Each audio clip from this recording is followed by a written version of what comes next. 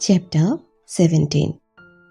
যখন আপনি অন্যের নজরে শ্রেষ্ঠ রূপে পরিগণিত হন, যখন আপনাকে কেউ পছন্দ করে, তখন সে আপনার কথাও খুব মনোযোগ সহকারে শোনে, আপনার উপর বেশি ভরসা করে আর আপনার সাথে কাজ করাতেও আগ্রহী থাকে।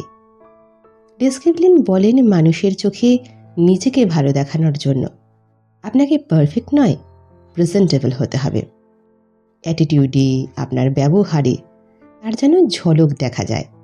এক্সাম্পল, যদি আপনি আপনার কোনো ক্লায়েন্টের সাথে দেখা করার সময় তার নাম ঠিকভাবে বলেন, নিজেকে সামান্যতম প্রিপেয়ার্ড করেন, আপনার সামনে থাকা মানুষের মনে হয় আপনি সিরিয়াস। মানুষ শুধু আপনার লুকসের দ্বারা নয়, আপনার অ্যাপ্রোচের দ্বারা ইমপ্রেস হয়।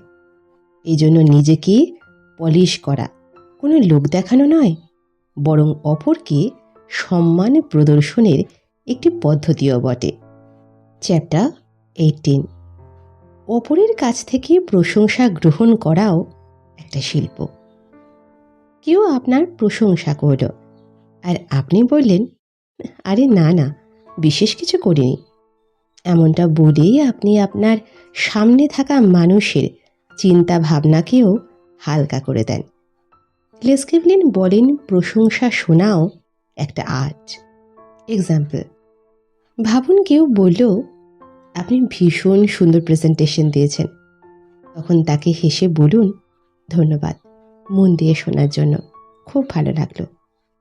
এমনটা করলে আপনার প্রশংসা গ্রেসফুল লাগবে, সেই সাথে আপনার সামনে থাকা মানুষটারও ভালো লাগবে।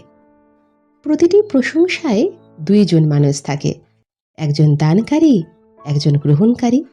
যদি আপনি সঠিকভাবে প্রশংসা গ্রহণ করেন, তাহলে আপনি মানুষের সম্মান করেন।